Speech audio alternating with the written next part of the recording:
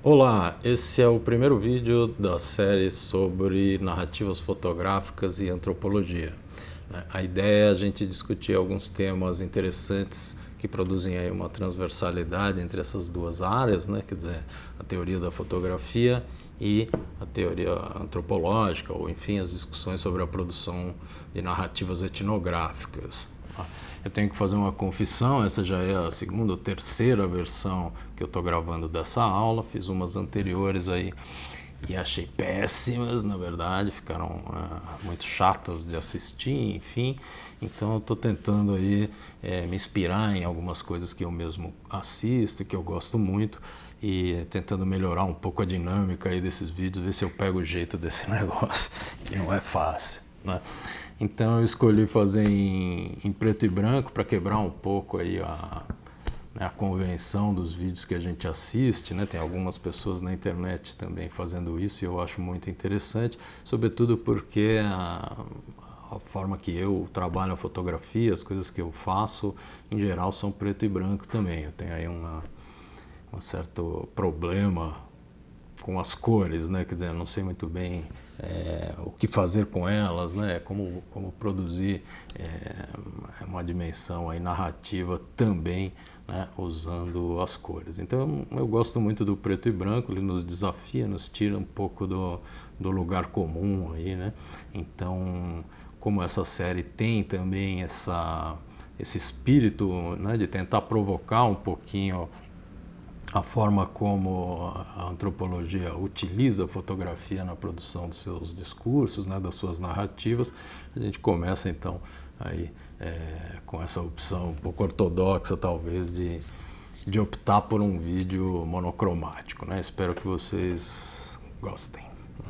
Então, bom, o tema principal aí desse primeiro vídeo é justamente as discussões sobre o realismo, tanto na fotografia quanto na antropologia, né? Quer dizer, as discussões sobre a reprodução do real, né?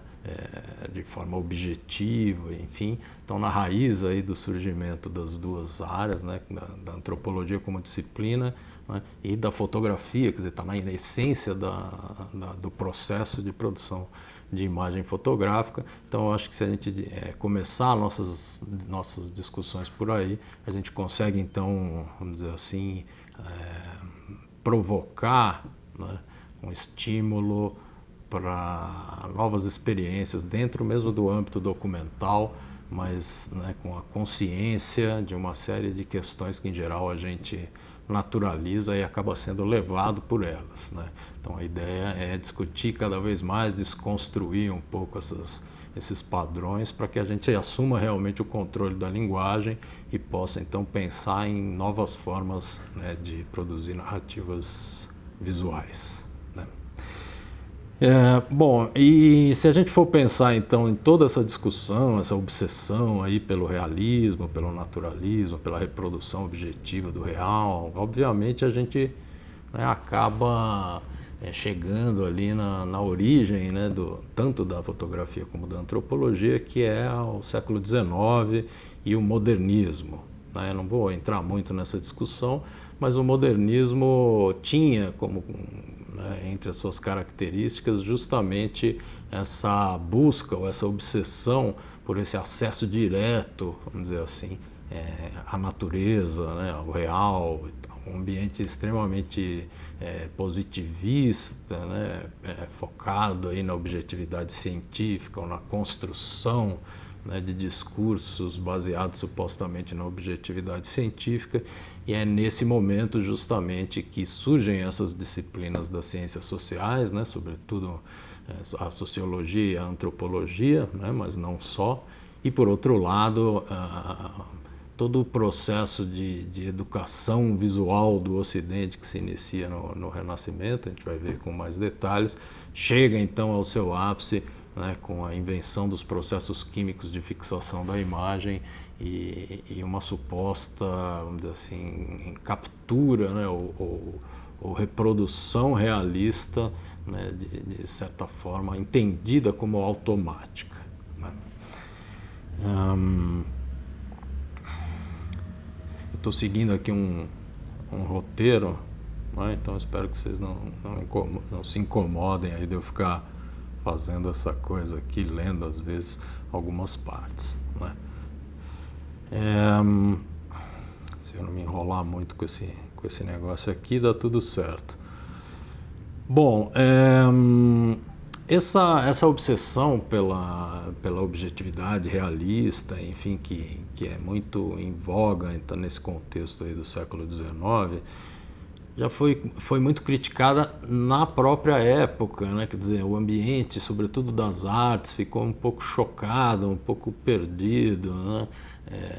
Quando surge no cenário um meio técnico capaz de produzir imagens com um nível de detalhe surpreendente e sem que fosse necessário então uma pessoa ali com anos e anos de treinamento e estudo na minúcia dos elementos aí de composição da imagem, né? Então isso assusta um pouco, tem várias reações negativas, né? A explosão, vamos dizer assim, da fotografia no finalzinho, a partir da metade do século XIX. Então um dos textos mais legais ou mais interessantes é do Charles Baudelaire, que escreve uma crítica super ácida, né, a esse ambiente. O texto chama O Público Moderno e a Fotografia e é de 1859, né? Então vou pedir licença para ler um pedacinho para vocês aqui. Então diz o Baudelaire nesse texto, né? Em matéria de pintura e de escultura, o credo atual do povo, sobretudo em França, e não creio que alguém ouse afirmar o contrário, é o seguinte: creio na natureza e creio somente na natureza. Há boas razões para isso. Creio que a arte é e só pode ser a reprodução exata da natureza. Uma seita tímida e dissidente pretende que objetos de caráter repugnante sejam excluídos, como um pinico ou um esqueleto. Assim, uma indústria que nos desse um resultado idêntico à natureza seria a arte absoluta. Um Deus vingador acolheu as súplicas desta multidão. Da guerra e foi seu Messias. E então ela diz a si mesma: visto que a fotografia nos dá todas as garantias desejáveis de exatidão, eles acreditam nisso, os insensatos, a arte é a fotografia. A partir desse momento, a sociedade imunda lançou-se como Narciso na contemplação de sua imagem trivial no metal. Então é um texto bem ácido, né, como a gente pode ver, bem crítico, né? Imagino como o Baudelaire estaria se sentindo hoje em dia na era das fotografias com celular, né? Mas é curioso a gente comparar, eu sempre gosto de comparar a virada do século XIX para o XX com a virada do XX para o XXI, né? A gente tem muitas diferenças, mas tem muitas semelhanças também, né? A gente ouve aí, né, alguns especialistas em fotografia também criticando essa coisa dos celulares, enfim. É bem interessante pensar nisso. Mas o início, então, dessa obsessão com a visualidade realista, né, é muito anterior ao próprio século XIX.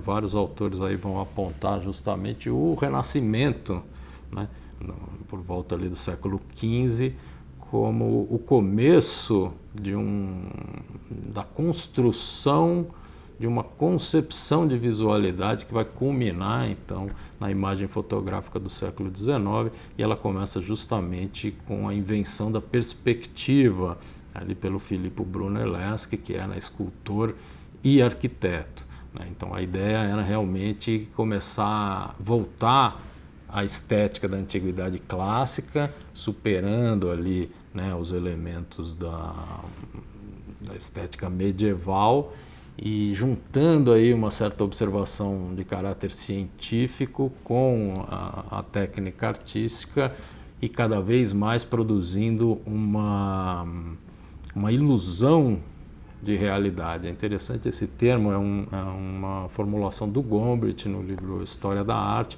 que ele vai dizer que os artistas da época começam a perceber que o estudo detalhado da natureza, sobretudo na anatomia, né, e justamente a criação desses recursos estéticos que reproduzem a sensação aí, da visão, né, da realidade acabam potencializando essa ilusão de realidade. No século XVIII tem um avanço, minha ideia não é aprofundar muito aí na história da fotografia, mas o século XVIII consolida o uso da câmara escura, né, que já é uma câmara fotográfica sem a parte sensível, né, uma caixa ali com um buraco.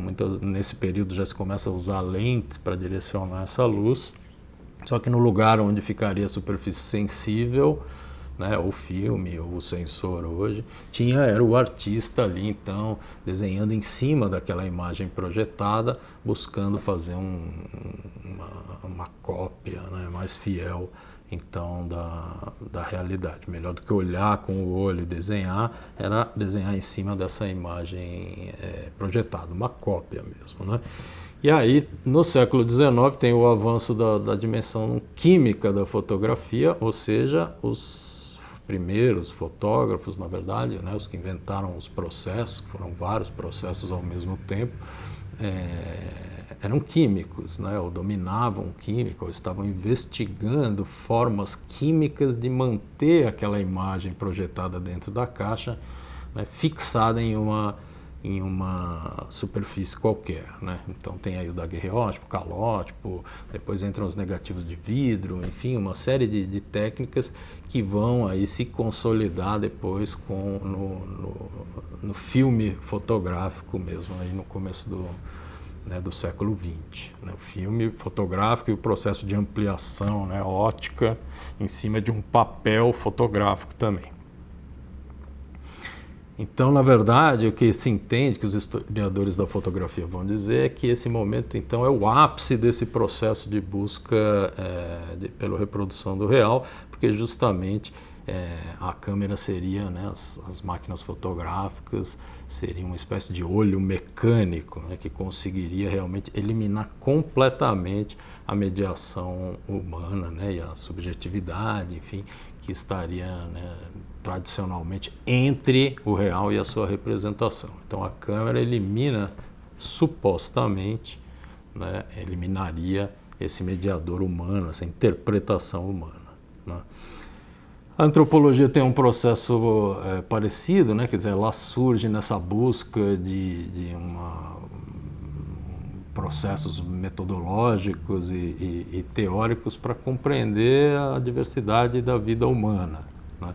Então, quer dizer, relatos sobre povos diferentes, estranhos e tal, foram sempre produzidos na Europa. A diferença é que se chega num ponto, né, nesse mesmo processo, né, que está influenciando a visualidade no sentido de objetividade científica, vai então também orientar o desenvolvimento aí, né, do pensamento, vamos dizer assim, né, da filosofia, enfim, o pensamento analítico, científico, e surgem então nesse mesmo contexto essas novas disciplinas, né? Aí a gente tem, durante o século XIX, ainda tentativas que estão quase chegando ali, chegando numa coisa que a gente pode chamar de ciência, do ponto de vista teórico-metodológico, mas é só na viradinha mesmo do XIX para o XX que se chegam a formulações que foram consideradas satisfatórias aí do ponto de vista da ciência e vão ser contestadas só, né, a partir da segunda metade do século XX.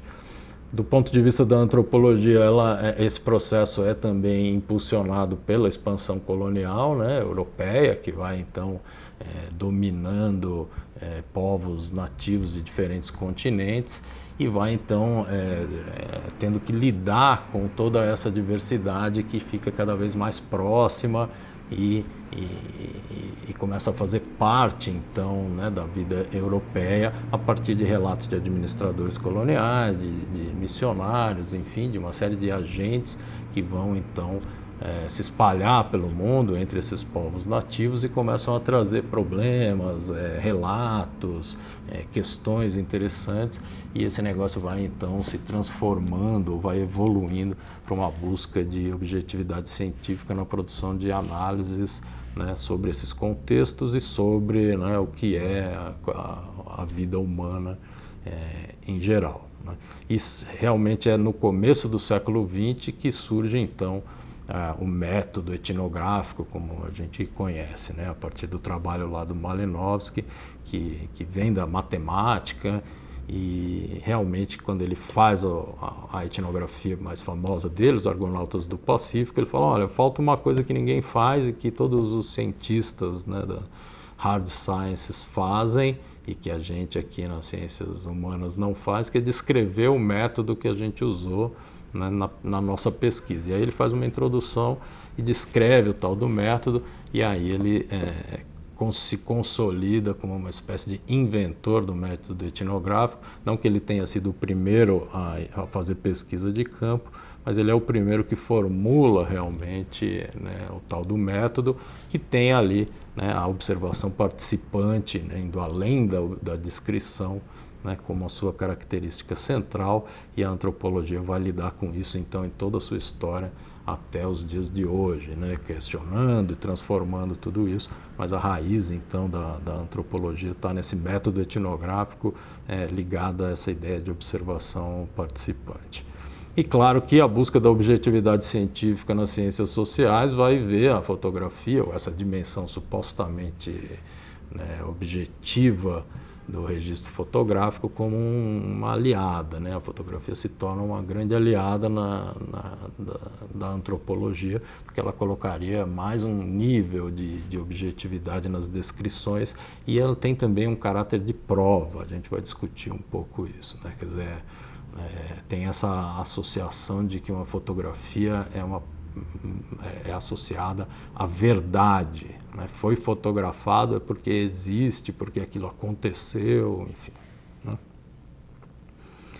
Então essa ideia da verdade fotográfica, ela é decorrente dessa noção de reprodução mecânica, né, do real, né? Ou seja, como eu falei antes, a eliminação da interpretação de um artista entre o mundo e a sua representação imagética, né, acaba então consolidando um pouco, né, esse processo que cria, na verdade, o que alguns autores chamam de um regime de verdade. A ideia de um regime de verdade é super provocadora porque ela desnaturaliza realmente aquela sensação que a gente tem quando olha a fotografia, né, e tem essa, realmente para nós é meio imediato, ninguém questiona realmente se aquela coisa que foi fotografada foi construída, é falsa, existe mesmo, qual o contexto, enfim, né? Quer dizer, a ideia de que ao olhar imagina uma cópia, né, no papel, na fotografia, a gente veja a coisa fotografada diretamente e disso a gente nem questione se aquilo é verdade ou não, quer dizer, a gente entende como real, né, e os documentos, né, com foto que são exigidos, a carteira de identidade com uma foto que prova que a gente é a gente mesmo, etc., são os maiores indícios disso. Quer dizer, a ciência, né, se aproveitou, se utilizou, né, desses regimes de verdade muito mais do que a arte, né, na apropriação da fotografia. Então é por isso que daí que vem a ideia de documentar, né? Tem até aquele festival de documentário famoso, É Tudo Verdade, né? Hoje em dia a teoria da fotografia, eu perguntaria, será mesmo? Então a ideia de regime de verdade vai mostrar isso, né? Que é isso que a gente naturalizou como uma representação do real, que indica que aquilo é verdadeiro, né? É uma construção, né? O que esses teóricos vão dizer que isso é uma construção que começa lá justamente na perspectiva no século XV, né? Não é à toa que aqueles pintores estavam buscando reproduzir a sensação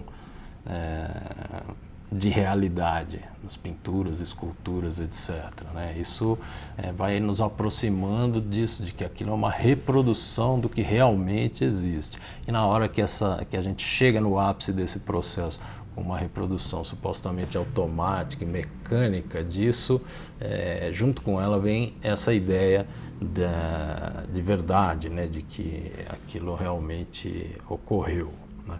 Então é bem interessante essa crítica, porque ela vai justamente nos falar dessa convenção coletiva em torno da compreensão das imagens fotográficas, né? E não como um fato concreto da natureza, né? Então existe sim um processo físico-químico que é ligado, né, ao mundo que está no entorno da máquina no momento da captura da imagem, mas a interpretação, o uso, né, a forma de compreender o resultado desse processo que a gente naturalizou como simplesmente uma reprodução do real, né, parece que é uma construção coletiva de reconhecimento de uma certa verdade, né?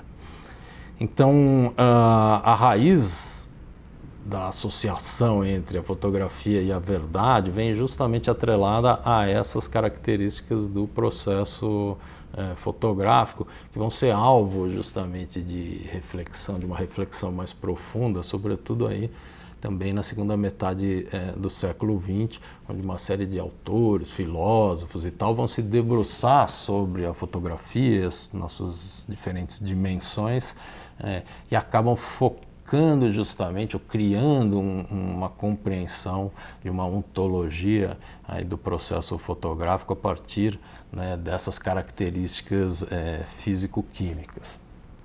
Então tem vários autores que vão fazer isso, né? Alguns até antes, né, na primeira metade do século XX, desculpa,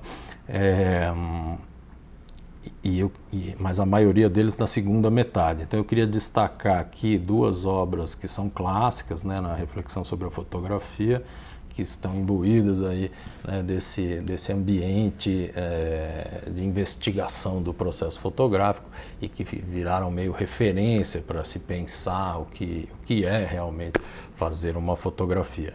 O primeiro deles é o livro do Roland Barthes, o Câmera Clara, extremamente conhecido, clássico e tal, de 1980, salvo engano. Eu tenho uma cópia aqui de uma versão em português. Eu sei que existem várias versões, né? É um livro muito clássico. Eu comprei essa, que é fininha, um tamanho interessante, uma boa tradução, recomendo.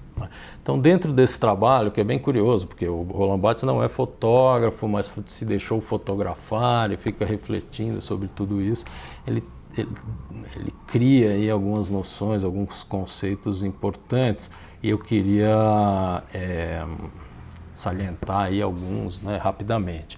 Um é a ideia de que a fotografia é uma mensagem sem código, né, que muita gente critica, algumas pessoas debocham, mas não vi ninguém realmente desmontando, né, essa argumentação específica, né? Por que uma mensagem sem código?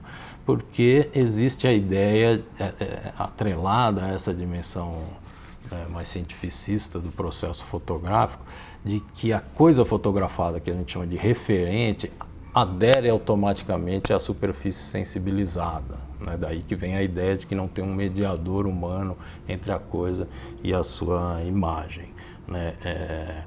Então, a crítica dele é interessante porque ele vai falar, olha, as pessoas não veem a fotografia, como se a fotografia fosse invisível. Quando a gente vê uma foto, a gente vê a coisa fotografada, né?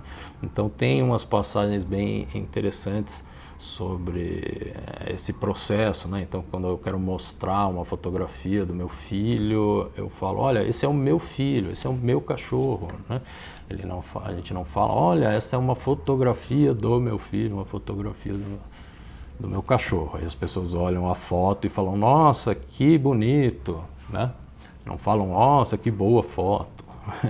Quando isso acontece, em geral, a fala é, nossa, a câmera é ótima. E não você como fotógrafo. É bem curioso a gente pensar como todas essas observações estão informadas por esse processo de séculos que estabelece, então, esse regime de verdade e essa crença na autonomia mecânica, né, da máquina no processo de captura. Se a foto é boa é porque você, em geral, tem uma boa câmera, né? Então, por que a mensagem é sem código? Porque não, né, em mensagens de texto, por exemplo, a gente precisa ter um código de deciframento do texto que é compartilhado por quem emite e por quem recebe, né, tipo a gramática da língua, enfim. Né? Então, eu faço lá, escrevo um texto usando uma série de símbolos, né, que também são convencionais, num papel, a partir de uma estrutura gramatical que é compartilhada, e quem lê consegue decifrar a minha mensagem porque conhece o código de deciframento. Né? E como na fotografia a coisa representada foi capturada diretamente, quer dizer, ela é clara, direta, objetiva, você não precisa de um código supostamente para decifrar o que é aquilo, ele vai dizer, é uma forma de transmitir uma mensagem que não demanda de um código de deciframento. E uma outra noção interessante e importante é o tal do isso foi, que ele vai identificar, né, como que ele chama do noema da fotografia, né? Quer dizer, se existe uma foto de alguma coisa, é porque aquela coisa, primeiro, existe fisicamente, né, no mundo concreto, e em algum momento ela parou na frente de uma câmera e se deixou fotografar, vamos dizer assim. Né? Então, se a gente vê uma foto de um acontecimento, a gente tem certeza que aquilo realmente ocorreu, porque existe a foto, né? Não teria como ter uma foto de um acontecimento que não ocorreu, justamente pela natureza do processo fotográfico, que é diferente, por exemplo, de uma pintura, que eu posso imaginar um acontecimento e fazer uma pintura super realista, né? De algo, de alguém ou de alguma coisa, sem que isso tenha realmente existido, né? Ela pode sair aí da minha cabeça. Então, o objeto na frente da câmera, né, é condição então para a existência da imagem fotográfica, e no caminho contrário, uma vez que existe a imagem, é a prova de que aquilo realmente aconteceu, e aconteceu daquele jeito que a gente viu, né, porque a imagem é capturada diretamente, não teve uma manipulação, supostamente, né, entre a coisa e a sua imagem. Essa leitura, então, essa interpretação do processo fotográfico vai ser reforçada pelo Philippe Dubois, também num outro texto clássico do mesmo período, que é o livro O Ato Fotográfico. Nossa, meio bagunçado aqui. Eu tenho essa edição em português aqui, não sei se tem outras. É um livro também bem interessante, né? E nesse livro, justamente, ele vai focar na hora de pensar, bom, o que existe de particular, então, na imagem fotográfica, né, em relação a outras formas de representação, né, imagéticas do real e tal, né? E ele vai focar toda a energia dele, então, no momento realmente da captura da imagem, na hora do clique, apertou o botão, expôs a superfície sensível, e a imagem foi produzida. Para ele vai assim fechar a análise, então, nesse processo, e daí que vem essa formulação da ontologia da fotografia, que está até em outro texto muito clássico do Bazin, que é exatamente a ontologia da imagem fotográfica, que não é exatamente a mesma coisa do Dubois, mas está ali mais ou menos no mesmo universo analítico. Tem outro também, o Alan Sekula, que fala sobre a invenção do significado da imagem fotográfica. Vai todo mundo mais ou menos falar coisas próximas, quer dizer, está todo mundo focado nessa especificidade desse processo físico-químico, né? O Dubois vai usar então umas categorias do Peirce, né, da teoria da comunicação. Opa, tá vivo aqui o bichinho. Para dizer que a fotografia tem um caráter indicial, né? Então, o que é isso? Nas categorias clássicas do Peirce, ele vai dizer, existem várias formas de símbolo, né? O primeiro, o ícone, né, que é uma espécie de semelhança pela cópia, né? Quer dizer, um ícone imita uma determinada coisa fazendo uma cópia com as mesmas características.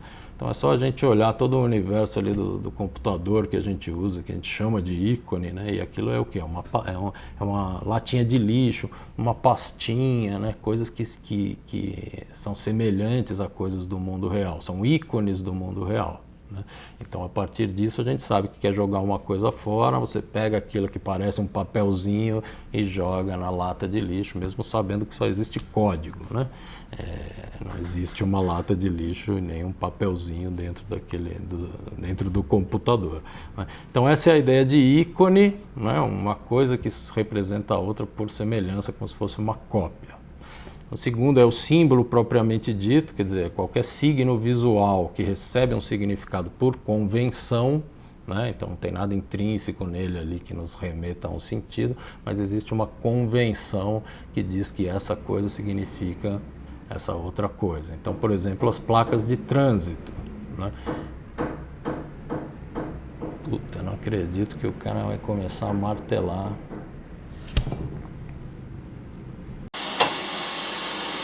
Como deu para perceber, parece que os deuses do YouTube não querem esse vídeo.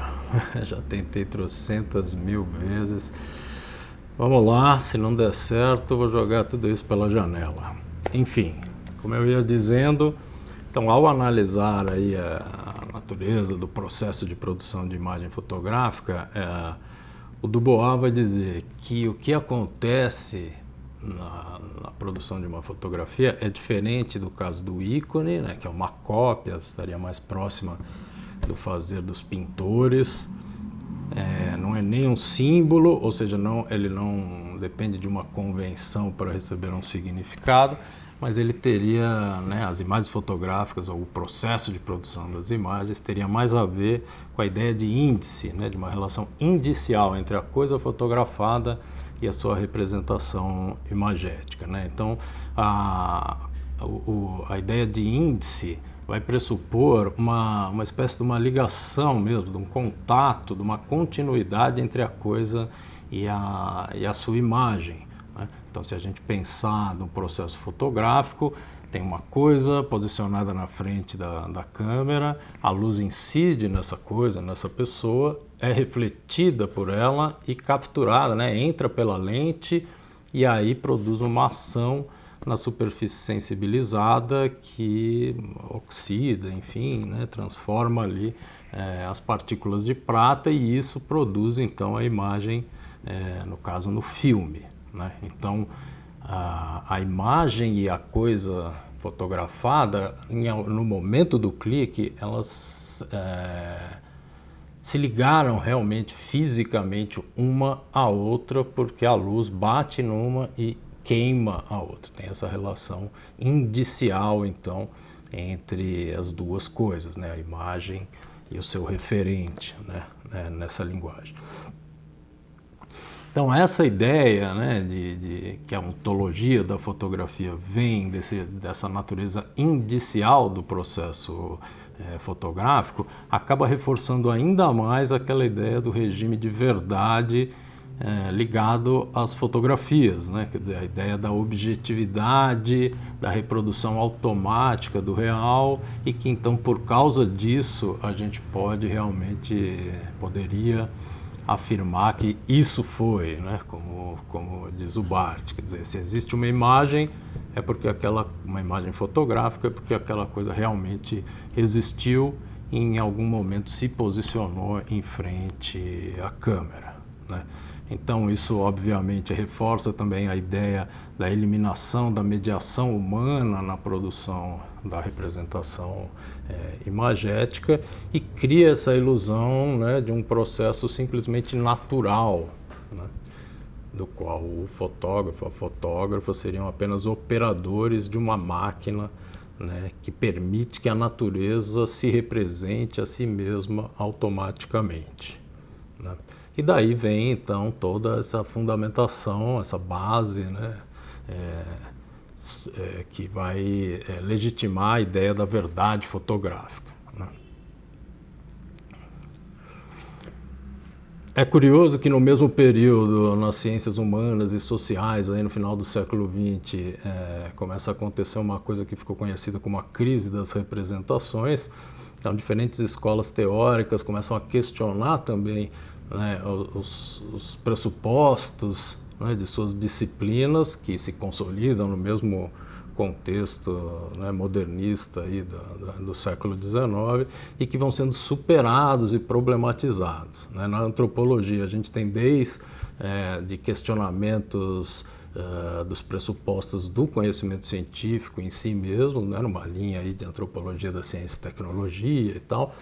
E na antropologia norte-americana surge um movimento que ficou conhecido como antropologia pós-moderna, né, meio que fundado, inaugurado por alunos do Clifford Geertz, quer dizer, influenciados pela antropologia interpretativa, né, ou hermenêutica, como a gente diz, e que vão então questionar também a natureza ficcional do discurso realista nas etnografias que é originado ali no Malinowski nos anos 20. Né? Então, esse movimento vai se aproximar da crítica literária para analisar os textos etnográficos do ponto de vista dos seus recursos literários, né, dos recursos literários utilizados, que vão produzir, então, essa ilusão de realismo. Né?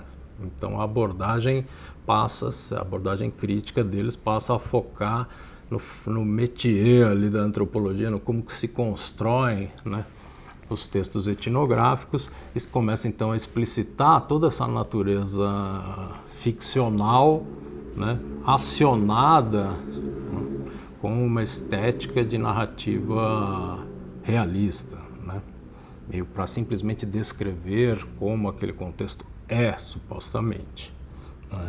Né?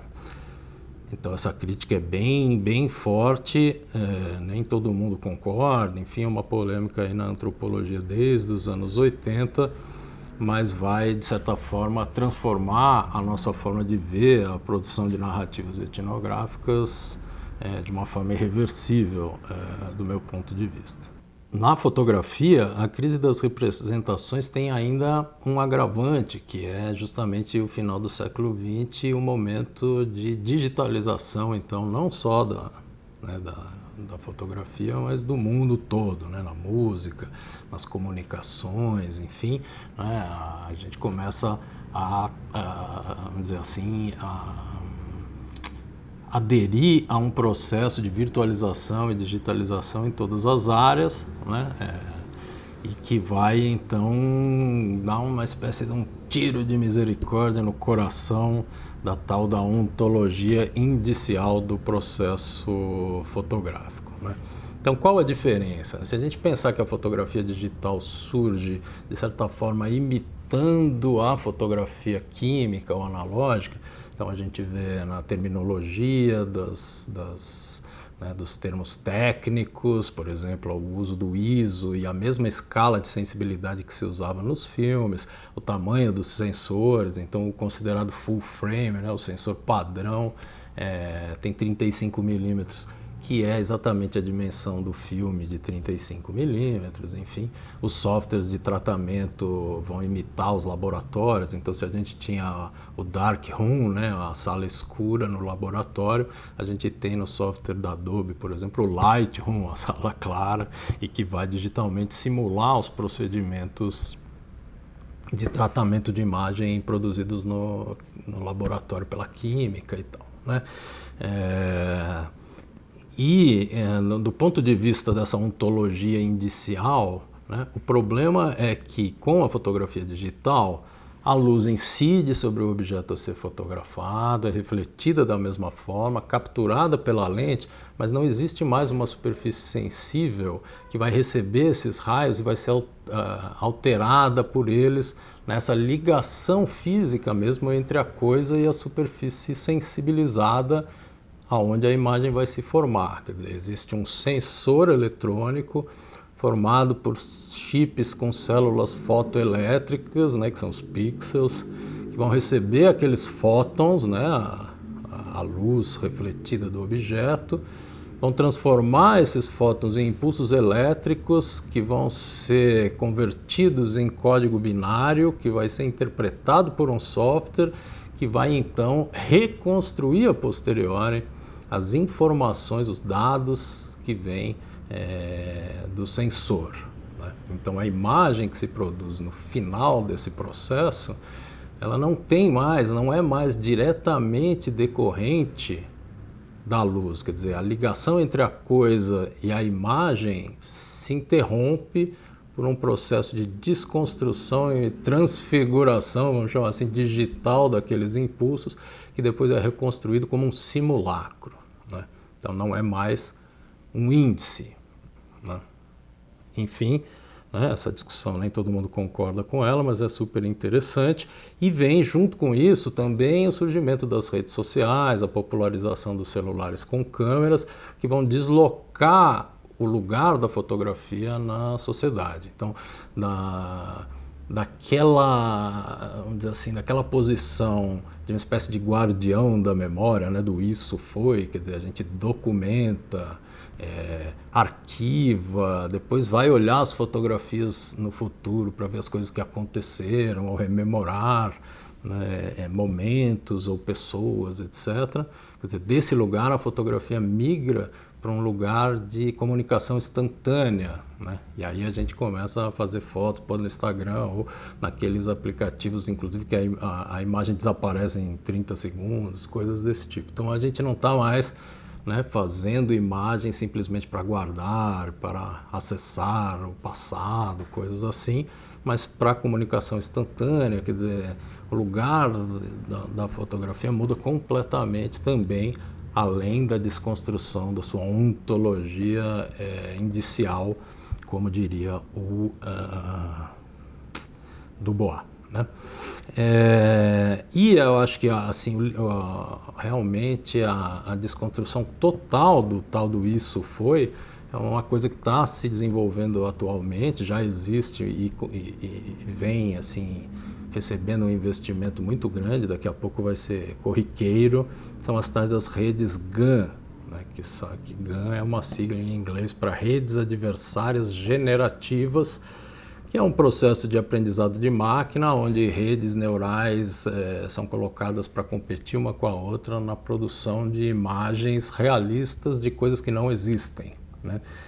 É um processo aí complicado, né? Quem quiser pode procurar isso na internet com mais calma, mas o curioso é que já existem muitos retratos perfeitos de pessoas que nunca existiram, produzidos nessa relação aí de aprendizado de máquina, né? Então o que a gente vislumbra para um futuro bem próximo é a produção de imagens fotográficas de lugares, pessoas, coisas, acontecimentos que nunca existiram, na qual você entra num sistema, demanda lá as características essenciais e o sistema produz então uma imagem perfeita para você sem que aquilo tenha existido, sem que uma coisa tenha ficado parada na frente de uma câmera que capturou a luz refletida por ela, né? Então, a partir daí, a gente nunca mais vai acreditar rapidamente ou naturalmente que algo que está numa foto necessariamente existiu, né? Bom, então, da mesma forma que a antropologia no fim do século XX começa a questionar os seus princípios centrais, aí, sobretudo nessa questão da narrativa pseudo-realista, quando a arte contemporânea se apropria, então, para valer da fotografia como meio de expressão, começa também uma avalanche de discussões desconstruindo esse pressuposto científico e supostamente natural de produção das imagens. Aí que vem toda a discussão do regime de verdade e essa coisa que eu falei no início, né, de que a produção desse regime de verdade começa lá com a perspectiva e vai condicionando então o nosso olhar para a gente não problematizar essa ilusão de que aquela superfície bidimensional, no caso de uma foto de papel, cheia de cores ou manchas e formas, na verdade é a reprodução fiel de algo que existe no mundo, né?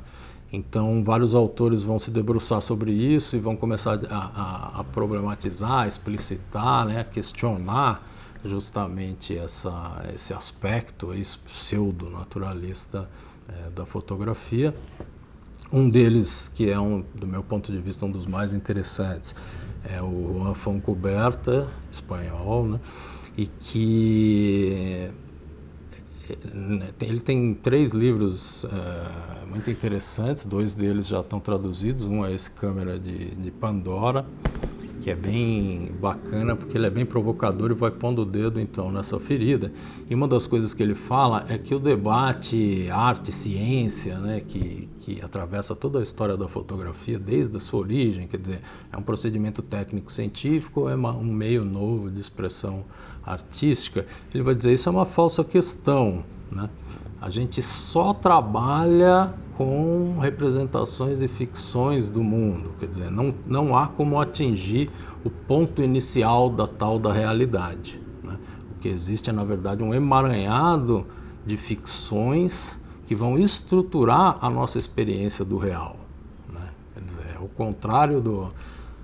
Se existia aquela tentativa de eliminar os mediadores, aqui é meio que uma formulação dizendo, bom, o tal do real só é acessível por meio da mediação e que vai produzir necessariamente versões ficcionais, aí, né? Quer dizer, representações desse suposto real. Então a gente nunca acessa o real em si, mas sempre, né, esse emaranhado, né, de ficções, né? E tem essa dimensão curiosa que elas são também generativas, de certa forma, quer dizer, como ele diz aqui, elas vão estruturar a forma como a gente experimenta então essa realidade. Então, acionando ali um pouco as coisas do Platão e o mito da caverna, o Fontcuberta vai dizer de uma forma bem interessante: ninguém pode sair da caverna, né? Então a gente está sempre trabalhando com as sombras, vamos dizer assim, do real, e não nessa ilusão de que conseguimos então capturar objetivamente a natureza, coisas assim, né? Então, bom, pode ser um pouco desconcertante para quem curte fotografias mais científicas, está mergulhando nesse aspecto documental. Mas o bacana de todo esse processo não é apenas explodir tudo realmente e deixar a gente perdido sem saber o que fazer, mas é justamente nos trazer a consciência da natureza desse processo, em toda a sua complexidade, e permitir que a gente possa se liberar, né, dessa cangalha ou dessa tarefa aí de registrar a história do mundo para a posteridade, para o arquivo, ou seja lá o que for, e que a gente possa então, ao problematizar essas questões, pensar em formas novas de produzir então narrativas visuais, sobretudo no âmbito aí, né, das etnografias, que já está fazendo isso com o texto etnográfico desde os anos 80, né? E menos com as narrativas imagéticas, né? Então, a proposta aqui de todo esse debate é a gente realmente se aproximar assim, de uma consciência um pouco mais esclarecida, né? Desnaturalizar esse regime de verdade, para que a gente possa então repensar as imagens que a gente produz e as narrativas imagéticas que a gente produz nas nossas experiências e tal, de pesquisa, etc.